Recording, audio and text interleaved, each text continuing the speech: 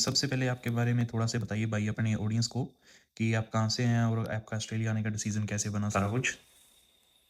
जी भाई, सबसे पहले तो आप सभी को मेरा नमस्कार, राम राम, सत श्री अकाल। और भाई मैं ऑस्ट्रेलिया आया था करीब 3 साल पहले। मई 2023 में ऑस्ट्रेलिया पहुंचा था मैं। और स्ट्रगल उससे पहले बड़ा लंबा था। पहले कोविड आ गया था, उससे पहले की तैयारियां चल रही थी। कोविड आ गया, उसमें बड़ा गैप हो गया था। जब मैं आया था यहाँ पे तो मैं आया था भाई मास्टर डिग्री लेके इंडिया से, मेरी स्टडीज़ में। लेकिन मास्टर डिग्री लेके अब कोई भी न्यू स्टूडेंट आता है तो उसकी फ़ीस बहुत ज़्यादा होती है।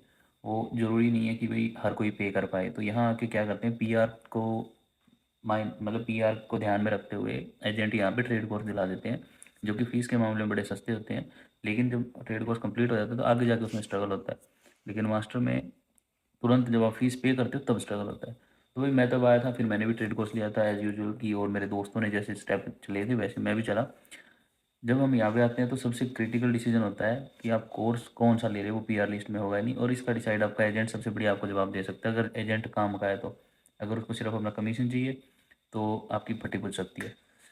तो अभी मेरे को 3 साल हो गए, और अभी जो लाइफ है अभी भी अप डाउन चल रहे हैं। ओके, चलो ठीक है भाई। तो आपका ऑस्ट्रेलिया आने का सबसे मेन रीज़न क्या था? आपको स्टडी का था, मनी था या बेटर लाइफ़ ऑप्शंस थे? देखो, अगर स्टडी की बात करें तो स्टडी इंडिया में आप बुढ़े होने तक कितनी मर्जी कर लो, इंडिया में स्टडी की कोई कमी नहीं है। तो मेरा पर्पज़ और किसी का भी पर्पज़ यूजुअली, मतलब 70-80% लोगों का जो पर्पज़ है वो स्टडी नहीं होता। वो होता है सेटल होना या फिर फाइनेंशियली स्ट्रॉन्ग बनना, पैसे कमाना। वही मेरा स्ट्रगल था। मेरी स्टडीज़ अच्छी थी, मैं इंडिया में और भी कर रहा था, लेकिन मेरा पर्पज़ था कि मेरी वहाँ बिज़ी लाइफ़ थी, मेडिकल लाइन में था मैं।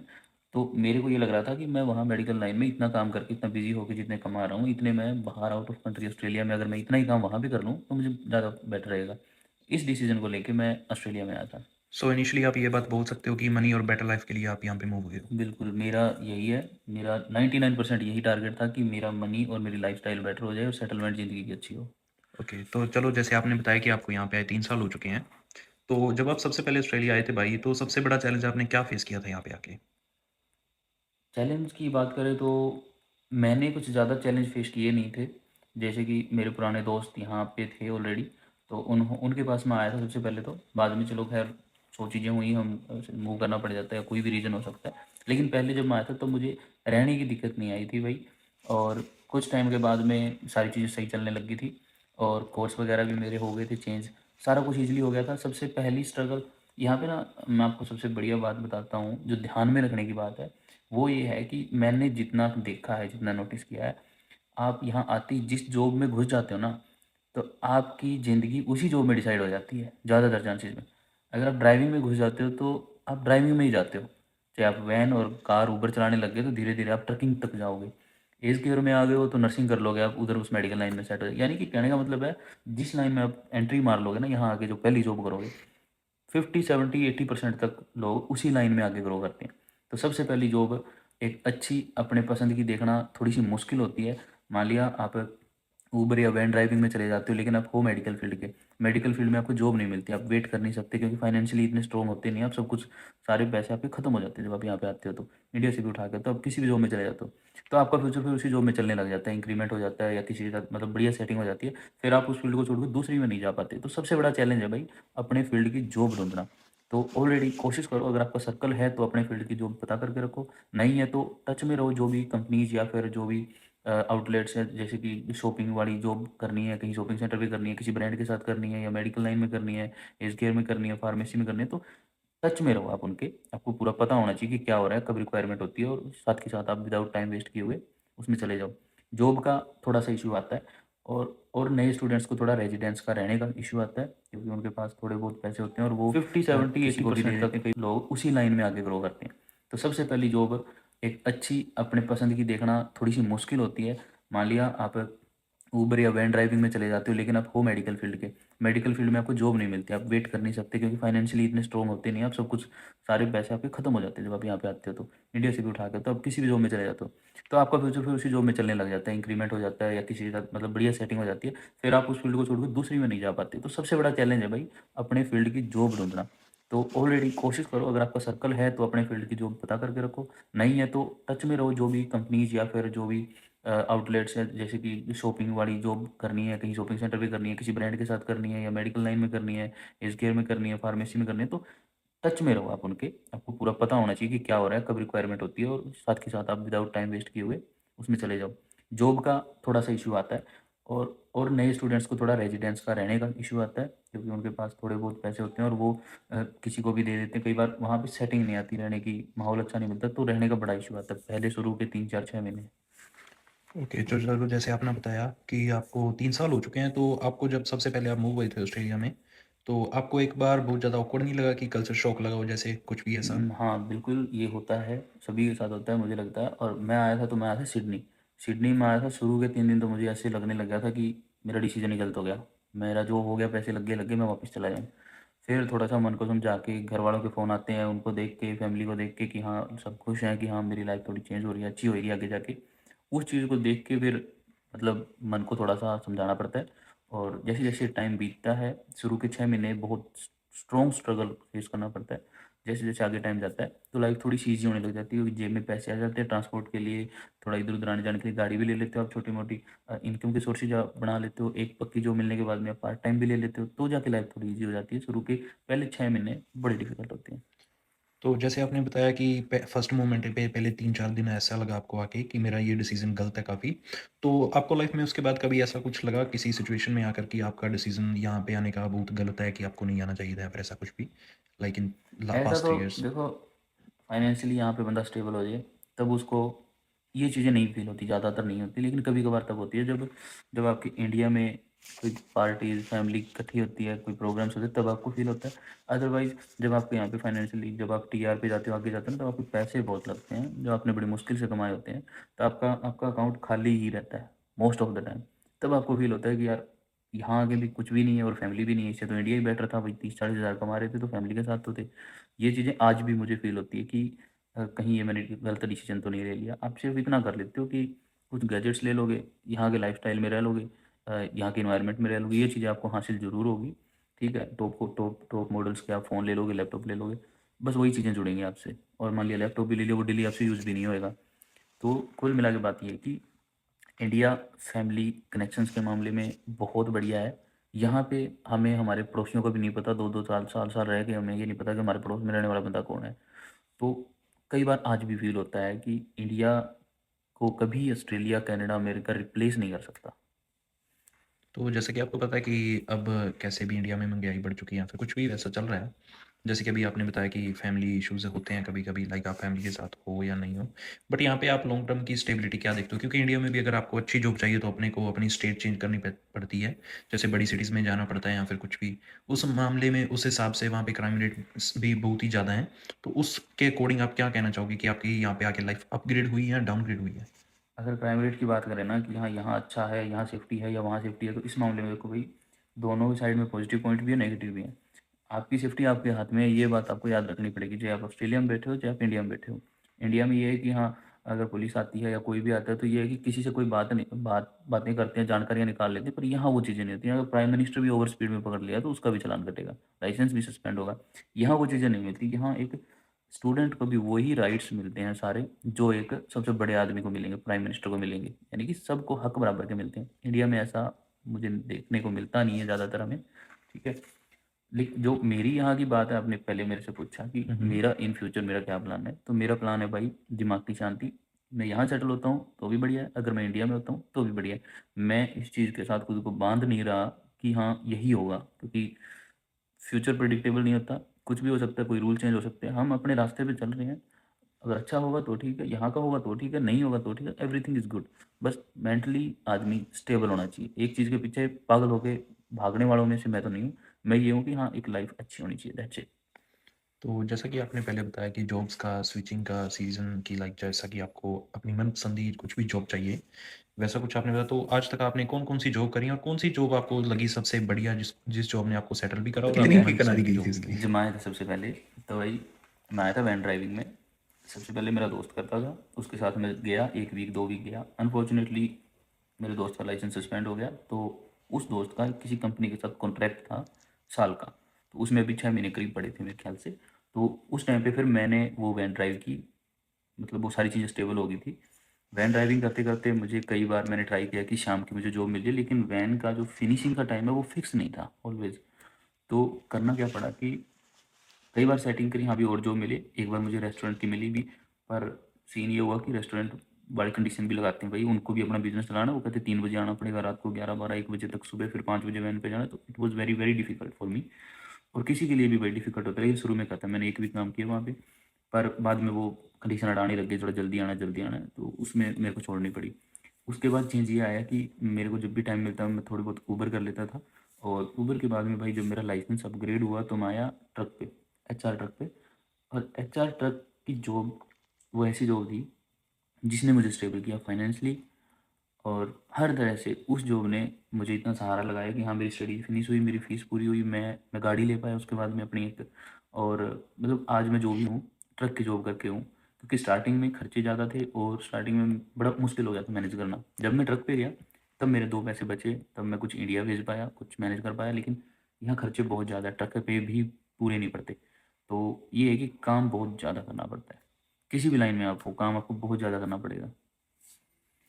तो जैसा कि आपने बताया कि जॉब्स के बारे में, यहाँ पे एक बड़ी चर्चा होती है कि यहाँ पे एक टीएफएन और एबीएन होता है, दोनों की जो टैक्स नंबर होते हैं। तो आपने ज़्यादातर किस चीज़ में प्रेफ़रेंस करते हो, एबीएन पे जॉब या टीएफएन पे जॉब? देखो भाई, अगर आपका बिजनेस टाइप का कोई भी बिजनेस टाइप की जॉब है जिसमें कोई घंटों का सीन है, तो कोई एबीएन पे भी आपको एम्प्लॉयर पे करता है, टीएफएन पे आपका जो पहले टैक्स कट जाता है आपकी सैलरी में से, बाद में आपको रिटर्न मिलता है। मतलब बहुत सारी चीज़ें हैं, ये चीज़ें आपको आपका अकाउंटेंट क्लियरली समझा पाएगा, क्योंकि मैं इतना नहीं जानता। आप जॉब किसी भी तरीके से, जैसे आपका एम्प्लॉयर हैप्पी है, अगर वो एबीएन पे करके हैप्पी है और आपके पास वर्क राइट फुल है, तो आप एबीएन पे भी ले सकते हो। अगर आपके पास टीएफएन पे लेना चाहो, टीएफएन पे भी। बस आप ये ध्यान रखो कि आप कोई जो आपको आप रूल्स के अंडर आते हो, आपके पास वीज़ा कौन सा है, स्टूडेंट वीज़ा है, तो कितने घंटे आपको मिले हुए हैं, उससे ज़्यादा ना करो। उसके अकॉर्डिंग आप डिसाइड करो कि आपने पे कहाँ लेनी है, कौन से अकाउंट में लेनी है, एबीएन, टीएफएन या फिर कैश, कैसे भी आपके एम्प्लॉयर के अकॉर्डिंग सेटिंग होती है सारी। तो कभी आपके साथ ऐसा हुआ है कि आपको कभी किसी ने फाइनेंशियली या प्रोफ़ेशनली चीट किया हो फ्रेंड सर्कल में, या फिर किसी ओनर ने कुछ भी ऐसा कोई सीन हुआ हो? बिल्कुल, ये अकेला मेरे साथ नहीं, हर किसी के साथ ये चीज़ें होती रहती हैं। मतलब ज़िंदगी में, सारी ज़िंदगी ये चीज़ें होती रहती हैं। कहीं न कहीं कोई न कोई चीट करता ही रहता है। तो आपको थोड़ा-सा इतना होता है भई, जब आपके साथ शुरू-शुरू में होता है आपको पता नहीं चलता। धीरे-धीरे पता चलता है, आप इंसान, ढंग के इंसान, चीज़ों को समझने वाले और थोड़ा गौर से देखने वाले बन जाते हो। बस ये चीज़ें होती रहती हैं। हाँ, यही चीज़ें होती हैं। हर एक आदमी बड़ा सयाना और चालाक है, तो बड़ा सँभल के रहना पड़ता है इन चीज़ों से। तो फ्यूचर में आप लाइक जॉब करना चाहते हो या अपना बिज़नेस बिल्ड करना चाहते हो आगे जाकर? आपने क्या सोचा देखो, अपने हम फ्यूचर तो के बारे काम में? कर ही रहे हैं, बिज़नेस पे भी कर रहे हैं, जॉब पे भी कर रहे हैं, और जॉब को छोड़ के सीधा कल्ला बिज़नेस पे भी नहीं चल सकते, क्योंकि हर एक बंदे की अपनी एक फाइनेंशियल रिक्वायरमेंट होती है कि उसके ऊपर ज़िम्मेदारियाँ कितनी हैं। उसने फैमिली सँभालनी है या फिर अकेला है तो वो बंदा भाई कुछ भी कर सकता है, ठीक है? बिज़नेस कर ले, चाहे जॉब छोड़ दे, चाहे कर ले, बस उसके पास अपना एक्सपेंसेस को डील करने के लिए पैसा होना चाहिए। जिसके पास ज़िम्मेदारी है वो क्या करेगा, उसको जॉब तो करनी पड़ेगी, साथ में मतलब एक साइड बाय साइड बिज़नेस पे फ़ोकस कर सकता है। तो हम तो भाई हर चीज़ में फ़ोकस कर रहे हैं, जितना भी जो भी चला, इट्स बेस्ट। ओके, तो आप क्या सोच रहे हैं कि अगर आपको बिज़नेस स्टार्ट करना हो, तो आप सबसे पहले कौन-सी फ़ील्ड में जाना चाहेंगे लाइक बिज़नेस में? एज़ जैसे कि मैं शुरू से ड्राइविंग पे हूँ, तो भई हम तो ट्रकिंग में ही जाना चाहेंगे। ट्रक्स के आगे बिज़नेस थोड़ा-सा फैलाना चाहेंगे, अगर ऐसा हुआ तो। अदरवाइज़ बिज़नेस कोई भी हो, आपके पास स्किल अगर उस चीज़ की है, तो आप उस चीज़ को ग्रो कर सकते हो।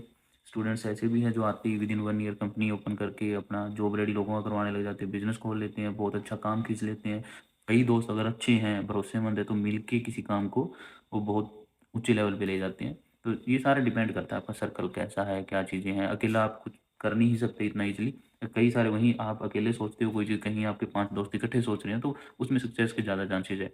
वो आप पे, आपके सर्कल पे, उन चीज़ों पे डिपेंड करता है सारा। ओके, तो आपका क्या मानना है कि यहाँ पे वैसे दोस्त ईज़िली मिल जाते हैं या बहुत मुश्किल होते हैं ढूँढने? आपको कितना टाइम लगा कि लाइक लोगों को समझने में, और आपको एट द एंड कितने टाइम बाद ऐसे दोस्त मिले? दोस्त मिलना यहाँ कोई मुश्किल नहीं है। दोस्त आपको हर घड़ी में मिल जाएँगे, जहाँ भी जॉब करोगे वहाँ भी मिल जाएँगे। मुश्किल है तो भरोसा जीतना किसी का, भरोसेमंद आदमी से मिलना। भरोसे वाले इंसान यहाँ नहीं मिलते, ठीक है जी। और दोस्त जितने मर्ज़ी बना लो। अगर आपके पास पैसा-पूसा है, पैसे उड़ाने हैं, मस्ती कर रहे हो, तो जितने मर्ज़ी बना लो, कोई चाहे आप सारे शहर को अपना दोस्त बना लो। पुलिस आ गई पुलिस, डरो ना बोलो बाबा जी। नहीं, ये तो चेकिंग करते फिरदे होंदे रात ਨੂੰ, कई बारी कोई ओवर स्पीड कर रहा होना कोई। हाँ, हँसी है ना मैं, अभी कट दिया उस तरह हुँ, थे। हाँ। तो आपको क्या लगता है कि ऑस्ट्रेलिया में बिज़नेस शुरू करना डिफ़िकल्ट है या ईज़ी है? आपके हिसाब से क्या सोचते हो आप इस चीज़ के बारे में? लाइक जी, अगर अपने को लार्ज स्केल करना है या स्मॉल स्केल करना है, तो कैसा उसका एक्सपीरियंस रहता है? वो चीज़ें होंगी जिस हिसाब से आप काम के ऊपर फ़ोकस करोगे। एज़ पर अगर हम देखें इंडिया या ऑस्ट्रेलिया, तो ऑस्ट्रेलिया में थोड़ा-सा ईज़ी है बिज़नेस को एक्सपेंड करना, यहाँ इतना ज़्यादा कॉम्पिटिशन नहीं है। अगर आपके काम में क्वालिटी है, तो आपका बिज़नेस यहाँ बड़ी आसानी से चल जाएगा। कॉम्पिटिशन इतना ज़्यादा है नहीं और लोग पढ़े लिखे हैं, समझदार हैं और ज़्यादातर लोग ये है कि आपने कोई काम किया, आपको पे भी आपकी मिलेगी डायरेक्टली, ठीक है? इसमें कोई वो नहीं है कि जैसे कई बार काम करवा लेते हैं, पैसे नहीं देते, पैसे देने में कल परसों, वो चीज़ें नहीं होती यहाँ पे। यहाँ पे चीज़ें थोड़ी-सी ट्रांसपेरेंट है। जब आप किसी को सर्विस दे रहे हो, काम कर रहे हो किसी का, तो आपको पे मिल जाएगी। तो ये चीज़ें हिडन नहीं है, ये चीज़ें ट्रांसपेरेंट है। आपने अपना टाइम किसी को दिया, जॉब किसी की, आपको पैसे ऑन टाइम या फिर विदिन 2 वीक्स मिल जाते हैं। ओके, तो अगर आपको एक चांस मिले कि दोबारा ज़ीरो से स्टार्ट करने का, तो बिज़नेस वाइज़ तो आप कौन-सा बिज़नेस चूज़ करना चाहेंगे सबसे पहले? कि आपको आज इस टाइम पे लगा हो कि नहीं शायद मैं उस बिज़नेस में होता तो ज़्यादा बेटर होता, उसमें होता तो ज़्यादा बेटर होता? नहीं, मैंने आज तक ऐसा कुछ सोचा नहीं है किसमें बेटर होता है, क्योंकि जिसमें भी गया मैं, जिस भी बिज़नेस में, चाहे मैं पहले फार्मेसी में था, वहाँ भी मेरा अच्छा था, अब मैं ड्राइविंग में हूँ, यहाँ भी अच्छा है। किसी भी लाइन में जाओ वो चीज़ अच्छी हो जाती है अगर आप ध्यान से करते हो तो, अगर आप उसी में टिकना चाहते हो तो। अब मैं ड्राइविंग में हूँ, उसकी बहुत सारी नॉलेज आ गई है, बहुत सारी चीज़ें समझ में आई हैं, बहुत सारे लिंक बने हैं, तो अब इस मौके पे ये चीज़ बढ़िया है मेरे लिए। जब मैं फार्मेसी में था तब वहाँ पे फार्मेसी के लिंक्स थे, फार्मेसी की नॉलेज थी बहुत सारी, वहाँ की सारी चीज़ें पता थी, तो उस वक़्त वो बढ़िया था। तो जिस टाइम पे आप जिस चीज़ में टाइम दे रहे हो, जो कर रहे हो, वो आपका सबसे बढ़िया है। उसी में जाने का फ़ायदा है। तो मनी और रियलिटी की थोड़ी-सी बात कर ली जाए अब। बिल्कुल। जैसे कि ऑस्ट्रेलिया आके आपकी जो फाइनेंशियल माइंडसेट है, वो कैसे चेंज हुआ है एज़ कम्पेयर टू इंडिया? कि आप इंडिया में फाइनेंशियली क्या सोचते थे, क्या माइंडसेट था आपका उस टाइम पे? ऑस्ट्रेलिया में आपके जॉब करने के बाद, बिज़नेस स्टार्ट करने के बाद फाइनेंशियल माइंडसेट कैसे चेंज हुआ या फिर सेम ही रहा? इंडिया में जब मैं जॉब करता था, वहाँ मैं सिर्फ़ एक चीज़ सोचता था कि पैसे थोड़े ढंग के कमाने हैं, इसलिए बाहर जाना है, और जितने घंटे मैं इंडिया में करता हूँ, उतने घंटे ऑस्ट्रेलिया या किसी भी कंट्री बाहर जाके मैं अच्छे पैसे कमा रहा हूँ। यहाँ आके मुझे वो चीज़ 3 साल में रियलाइज़ होगी कि अब मैं क्या बोलता हूँ, पिछले 2, 3, 4 वीक से तो मैं यही सोचता हूँ कि खाना टाइम पे मिल रहा हो, फैमिली साथ हो, चाहे आप 30-40, मेरे अकॉर्डिंग अगर मैं कहूँ ना, अगर आप 50,000 इंडिया में कमा रहे हो ना, तो और फैमिली के साथ हो, आपके दोस्त भी हैं, आपके पास शाम को आधा घंटा, घंटा मिलने का, दोस्तों से बैठने का टाइम है, फैमिली के साथ बैठने के 2-3 घंटे हैं शाम को, और सुबह आप घर से निकलते हो खाना पैक करके, घर वालों से मिल के सबसे, और आप 40,000 रुपये कमाते हो या 50 कमाते हो, तो इंडिया बेस्ट है। इंडिया से अच्छा और कुछ भी नहीं है। तो आप इस चीज़ के बारे में क्या बोलना चाहोगे? लाइक अगर एक बात हो मनी या फिर पैशन, तो इसमें से आप क्या चूज़ करना चाहोगे कि लाइक जस्ट लेबर जॉब्स करके पैसा कमाना या अगर आप अपना पैशन फ़ॉलो कर सकते हो किसी तरह, तो उसमें आगे बढ़ना, इन दोनों में से आप क्या चूज़ करते हो और क्यों करते हो? लेबर जॉब सारी ज़िंदगी नहीं होती। लेबर जॉब सिर्फ 30, 35, 40 तक हो जाएगी। उसके बाद उम्र हो जाती है और शरीर भी जवाब दे जाता है, तो आपको टाइम फैमिली को भी देना पड़ता है। 30 के बाद में जब आपकी मैरिज हो जाती है या आपके बच्चे हो जाते हैं, आपके पेरेंट्स बूढ़े हो जाते हैं, तब आप लेबर जॉब में इतना कंफर्टेबल फील नहीं करोगे। तो मैं तो ये कहता हूँ, जब तक ठीक है आपका शरीर साथ दे रहा है, बहुत ज़्यादा एनर्जी आप में है, तो उसको आप लेबर जॉब में लगाओ, वहाँ से पैसा उठाओ, और उसके साथ साथ आप एक साइड में पैरेलली आप अपने पैशन को भी फॉलो करो, जो आप करना चाहते हो। चाहे आप ऑनलाइन कुछ करना चाहते हो, चाहे आप जैसे यूट्यूब करना चाहते हो, या फिर अपना कोई बिजनेस आगे स्टार्ट करना है, तो आप उसके ऊपर फोकस करो साथ में।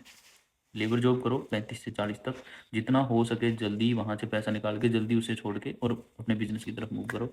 भाई, मेरे से जितने भी छोटे हैं, मेरी तो उनके लिए यही एडवाइस है। ऐसे करोगे तो बहुत बढ़िया रहोगे।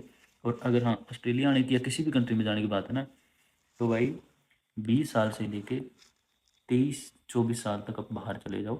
अगर आप 25 के बाद बाहर जाते हो, तो आपको बहुत सारी डिफ़िकल्टी जानी पड़ती है, सहन करनी पड़ती है, बहुत सारी उम्र करके ना, बहुत सारी प्रॉब्लम्स आपको आती हैं आगे जाके। तो जितना हो सके, अगर आपने निकलना ही है ना घर से, तो आप 20, 21, 22 की उम्र में निकलो, बेटर रहोगे। 28, 29 मैरिज की एज तक आप सेटल भी होगे, फाइनेंशियली भी सेटल हो जाओगे, फैमिली को भी पहले आप बाहर ले जाओगे, घुमा दोगे, इधर उधर ले जाओगे, दिखाओगे अच्छे अच्छे जो आपके एरियाज़ हैं। तो मतलब मोस्ट ऑफ द ड्रीम्स आपके 30 तक पूरे हो जाएंगे, जो फैमिली के साथ आपके दिखे होते हैं, और उसके बाद मैरिज करके आप अच्छी सी ज़िंदगी आपकी स्पेंड कर सकते हो। अगर आप आते ही 26-27 की उम्र में हो, कब आप मैरिज करवाने जाओगे, कब आपकी फैमिली आएगी? क्योंकि मैरिज के बाद में खर्चे आपके एकदम से, ग्राफ आपका ऊपर चढ़ता है, बहुत ज़्यादा खर्चे हो जाता है, वो समझ में नहीं आता कि क्या क्या मैं करूँ। और उस टाइम पे अगर आप लेबर जॉब भी कर रहे हो ना, तो आपको समझ में नहीं आएगा भाई हो क्या रहा है ज़िंदगी में। इसलिए मैं कह रहा हूँ कि जल्दी आओगे तो बहुत बेटर है वो आपके लिए। तो जैसा कि हम यहाँ पे देखते हैं कि कोई भी बंदा है यहाँ पे सुपर कार का या फिर हाइपर कार्स का बहुत ही ज़्यादा मार्केट वैल्यू है इन चीज़ों का कि लाइक नए स्टूडेंट्स आते हैं वो नई-नई गाड़ियाँ ले लेते हैं यहाँ पे मर्सिडीज़, मुस्टैंग, बीमर कुछ भी ऐसी गाड़ियाँ लेते हैं। तो आपको क्या लगता है कि एज़ कम्पेयर टू इंडिया यहाँ पे वो चीज़ें लेनी अफ़ोर्ड करनी ईज़ी हैं या बैक इन होम कंट्री ज़्यादा बढ़िया थी ये चीज़ें? ये चीज़ें अफ़ोर्ड करनी यहाँ ईज़ी है, आसानी से अफ़ोर्ड की जा सकती हैं। और जितनी भी मतलब टॉप टॉप क्लास की गाड़ियाँ, जैसे कि हम अगर डॉलर का हिसाब देखें तो उसमें यहाँ लेनी बड़ी आसान लगती है। लोग कम किस्तें दे के और जैसे इंस्टॉलमेंट्स पे ले लेते हैं चीज़ें। तो ये बड़ा ईज़ी होता है यहाँ पे ये चीज़ें लेना। इंडिया में वो मुश्किल होता है, क्योंकि इंडिया में पे जो होती है मंथली, वो मुश्किल से मुश्किल किसी की 10,000, किसी की 15, किसी की 20,000, और उस पे में आप यहाँ पे टॉप क्लास की स्पोर्ट्स कार्स नहीं ले सकते। ऑस्ट्रेलिया में ये चीज़ें पॉसिबल है। इसलिए डेफ़िनेटली मैं ये चीज़ ही मानता हूँ कि अगर आप इंडिया में तो आप गाड़ी में तेल भी नहीं डलवा सकते उतनी पे में। हाँ, गाड़ी में तेल डलवाते हो तो सीधा 1500 2000 लगता है। अगर आप 500 का तेल डलवाते हो तो भी एक दिन की दिहाड़ी है इंडिया में 500 रुपये। और अगर आप किसी सिनेमा में फैमिली को ले जाते हो ना, आप कम से कम 2000 2500 के बिना वापस नहीं आओगे। किसी मॉल में जाके आप कुछ खाने लगे फैमिली के साथ में, तो आप 1500 2000 के बिना वहाँ से बाहर नहीं निकलोगे। तो भाई वहाँ पे एज पर इनकम महंगाई ज़्यादा है। यहाँ पे वो चीज़ें फील नहीं होती, बहुत कम लगती हैं। तो आपका ये मानना है कि यहाँ पे इनकम भी है तो उतनी अपने को खर्चे भी पड़ जाते हैं। पर ये है कि एट द एंड ओवरऑल आपको कुछ ना कुछ सेविंग हो जाती है एट द एंड अगर आप कुछ ना सही कुछ चलते हो। सेविंग, हाँ, अगर आप सही चलते हो तो हो जाती है। लेकिन भाई जब तक बंदा परमानेंट पीआर नहीं हो जाता तब तक खर्चे इतने बहुत ज़्यादा होते हैं कि आपको नई चीज़ें समझ में आएगी। अगर आप आती गाड़ी ले लेते हो बड़ी, तो आपके जो बाकी फीस जानी है और चीज़ें जानी है, वहाँ पे आप मार खा जाओगे। तो कई बच्चे करते हैं, नए नए आते हैं, सर्कल ऐसा होता है, कोई गाड़ियाँ बड़ी निकलवा लेते हैं, फिर वो किस्तें भरते रहते हैं, इधर सेविंग्स नहीं होती, फिर बाद में सारी चीज़ें खराब हो जाती हैं। ऐसा नहीं करना है। उम्र के हिसाब से, टाइम के हिसाब से, जॉब के हिसाब से, फाइनेंशियल कंडीशन के हिसाब से अपने डिसीजन लेने हैं। एक सिक्योर साइड में चलोगे तो बहुत बढ़िया रहोगे। तो जब आप यहाँ पे कार लेते हो तो कौन-सी सबसे ज़्यादा इम्पोर्टेंट चीज़ है जो अपने को साथ के साथ वो चीज़ों का ध्यान रखना चाहिए? गाड़ी के लिए जब भी कोई भी कार लेते हैं तो भाई वही है, इंश्योरेंस वगैरह, और उनके आपके पास पहले तो लाइसेंस भी होना चाहिए, और आप क्वालिफाइड होना चाहिए, आपको रोड रूल्स का पता होना चाहिए, और उसके बाद में पार्किंग वगैरह का पता होना चाहिए। पार्किंग के भी फाइन आ जाते हैं, खड़ी खड़ी गाड़ी की फ़ोटो खींची जाती है, ठीक है। और इंश्योरेंस वगैरह ज़रूर होना चाहिए, क्योंकि कई बार जब आपसे किसी गाड़ी या किसी की आपसे डैमेज हो जाती है ना, तो भाई वो आपको ना बहुत बैक स्टेप, बहुत पीछे ले जाती है। मतलब एक छोटा सा डैमेज आपको 2 3 4 हज़ार कॉस्ट कर सकता है, 4,000 5,000 डॉलर, क्योंकि आप अपनी गाड़ी भी ठीक कराओगे, दूसरे की भी कराओगे। और अगर किसी की महंगी गाड़ी में ठोक दी ना, तो भाई आपके तो लगने वाले हैं, समझो। इसलिए इंश्योरेंस मस्ट। तो ठीक है, जैसा कि आपने बताया कि सारी चीज़ की रियलिटी आपने बताई है, जैसे कि आपको रहते 3 साल हो गए। तो आप अगर आपको जॉब स्विच करने का चांस मिले तो कौन-सी जॉब स्विच करना चाहेंगे आप एक टाइम पे? भाई अभी मैं इतने टाइम से ट्रकिंग ही कर रहा हूँ, तो इसमें मैं बिल्कुल कंफर्टेबल हूँ, मैं चेंज करना चाहूँगा नहीं। अगर फिर भी कभी करनी पड़ती है तो कोई भी जॉब हो, मैं करने के लिए तैयार हूँ, क्योंकि यहाँ आके मैंने क्लीनिंग भी की है, वैन ड्राइविंग करी है, ऊबर भी की है, और बर्तन भी धोए है रेस्टोरेंट्स में, ठीक है, पोछे भी लगाए हैं, सब कुछ किया है। तो भाई जॉब कोई भी हो जिससे आपका घर चल रहा है, वो आपकी सबसे अच्छी जॉब होती है। अगर मजबूरी में करनी पड़े तो भाई कोई भी काम हो, दिल से करो अपना, आपका घर चलना चाहिए। अभी मैं ट्रकिंग में हूँ तो ट्रकिंग में ही मेरे को ठीक लगती है। और अगर मैं इसका, ऑस्ट्रेलिया का, विदेश का निचोड़ बताऊँ तो मेरी थिंकिंग क्या बोलती है, जो यहाँ है ना भाई, वो अपना, अपने जो टाइम है ज़िंदगी का 2 3 4 साल, उसको इन्वेस्ट करके पैसा बनाते हैं। अपने शरीर को खो के शरीर को ख़राब कर लेते हैं, उस चीज़ का पैसा बनाते हैं। ये पैसा जो है ना, इंडिया से ऐसे दिखता है कि बहुत सारा पैसा है। ये शरीर ख़त्म करके, और अपने जो लाइफ के कीमती साल हैं फैमिली के साथ बिताने के, उनको ख़त्म करके फिर कमाया जाता है। इस पैसे की ना जितनी वैल्यू ये मिल रही है ना, कन्वर्ट करने के बाद, इससे कहीं ज़्यादा वैल्यूएबल है ये पैसा उस इंसान के लिए जिसने मेहनत करके कमाया है। ये विदेशों की सच्चाई है। तो ठीक है भाई, आप अब छोटा-सा ब्रेक लेते हैं। हाँ, मैंने क्यों भी असाइनमेंट फिनिश हाँ, करनी है। क्योंकि मेरी अब कितना बाजी टाइम लगने हो गया लगी मेरे है। ख्याल से तो तो अभी रात के 10:30 हो चुके हैं। 10:30 हो चुके हैं रात के। एक दोस्त मेरे साथ रहता है, वो जॉब पे गया हुआ है, वो 12 बजे आएगा, आज उसका बर्थडे सेलिब्रेट करेंगे। मेरी असाइनमेंट पेंडिंग पड़ी रहती है, हमेशा ही मेरे को कॉलेज वाले बोलते रहते हैं, फिर मैं क्या बताऊँ, हेल्थ इश्यूज आ जाते हैं, इधर सारा, सॉरी गाल निकल गई, तो ये फिनिश नहीं कर पाता भाई, असाइनमेंट पूरी नहीं होती। अगर जॉब पे ना जाऊँ तो फिर पैसे कहाँ से आएंगे, फीसें कहाँ से दूंगा। सुबह जल्दी जाना पड़ता है, कल सुबह 4 बजे गया था, और टुमारो 4 5 के बीच में जाना है, तो अर्ली जाना है, लेट आना है। जिस दिन छुट्टी कर ली उस दिन का लॉस बड़ा हो जाता है, छुट्टी भी नहीं कर पाते। तो कुल मिला के बात ये भाई, आओ, शौक से आओ, कम उम्र में आओ, खूब पैसा कमाओ, डिसीजन पक्का लो, पीआर लेनी है, इंडिया जाना। पीआर लेनी है तो उस फील्ड में काम करके पीआर लो फटाफट। अगर पीआर नहीं लेनी तो मोटा पैसा कमाओ, मेहनत करो, 3, 4, 5, 6 साल जितने साल हो, उसके बाद इंडिया चले जाओ और अपनी फैमिली के साथ टाइम स्पेंड करो, मस्ती करो।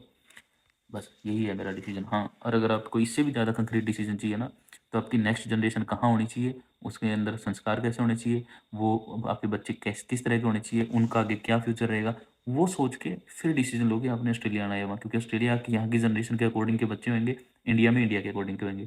थोड़ा ये भी डिसाइड करना कि इंडिया में आने वाले 10, 15 साल, 20 साल के बाद क्या होगा, ऑस्ट्रेलिया में क्या होगा। बस कहने का मतलब ये है कि सोच समझ के अपनी लाइफ का डिसीजन लो। पैसा भी सब कुछ नहीं होता और बिना पैसे भी कुछ नहीं होता।